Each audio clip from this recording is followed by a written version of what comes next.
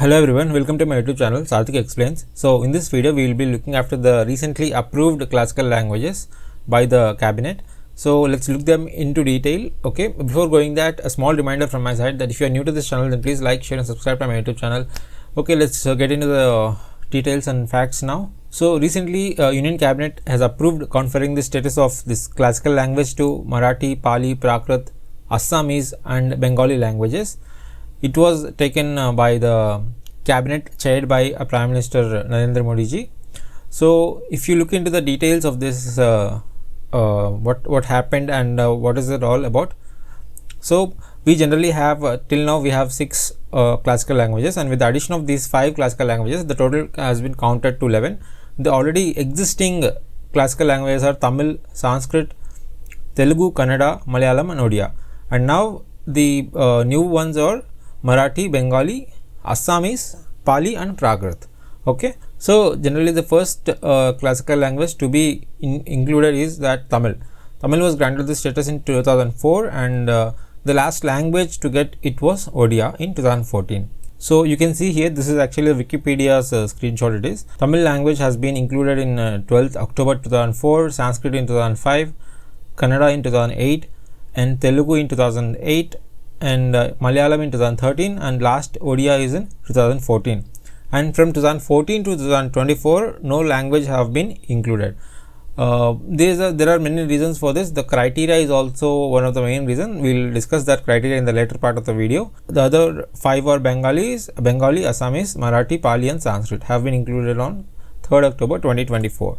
So the demands of classical language status to some of these languages have been pending for a long time, and the main language which was in demand and the politicians have been asking is Marathi.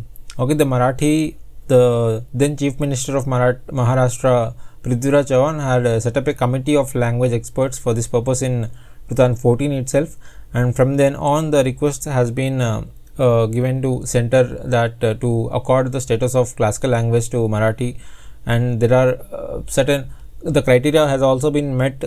And towards the end of the last month, Congress General Secretary Jairam Ramesh also alleged to PM Modi that he was ignoring the demand for granting classical language status to Marathi language, and also he also criticized, saying in the PM's tenure 0 languages have been accorded this classical language status. Okay, and for 10 years there is no language has been included in this classical language status. So yeah, these are the comments by the Congress leaders. Okay, so the demand now has been fulfilled ahead of this elections to Maharashtra Assembly elections are coming, right? So before that, this demand has been fulfilled. We also have the tweets from Mamata Banerjee, the Bengal CM, saying that they are most happy to share that Bengali or Bangla has been finally accorded the status of classical language, and they already submitted 3 volumes of research findings in favor of the contention of Bengali as a classical language status. And and also Union government has accepted our well researched claim today evening, and we finally reached the cultural apex in the body of language in India. So this is the tweet from Mamata Banerjee, and also we have a tweet from Hemant Biswa Sharma, the Assamese Chief Minister. He said that on behalf of people of Assam, he expressed his gratitude towards Prime Minister Narendra Modi ji for this acceptance of Assamese as a classical language, and he also said the importance of this civilizational roots of Assam that has withstood the test of time, and also he said that given the sacrifices of our generation has made to protect the Assamese language and culture, today is one of the happiest days in my life. This was said by Hemanta Biswa Sharma, the Assamese Chief Minister.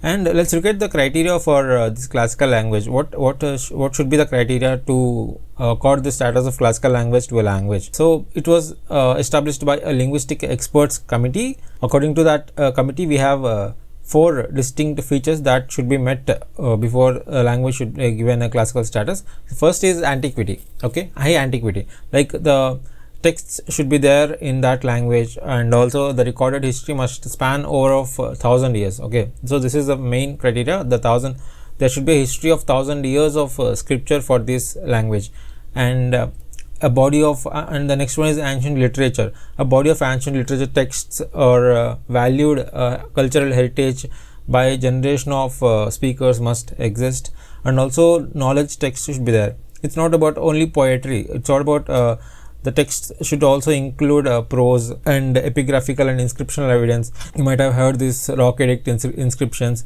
and there are many types of inscriptions, right? That should also be there for this eligibility criteria of a language.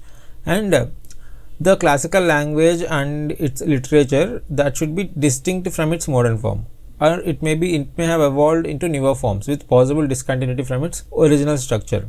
Okay, there should be that link of traditional structure of that classical language. Okay, and it should be distinct from its modern form. Okay, that should be the distinct evolution of classical language to be classified as that. So now we have this language of Assamese, Bengali and Marathi that we discussed and that are widely spoken in Assam, Bengal and Maharashtra. Now other two languages, and one of them is Pali. Pali is spoken in some areas in India as well, and also in Laos, Myanmar, Sri Lanka, Thailand and Vietnam.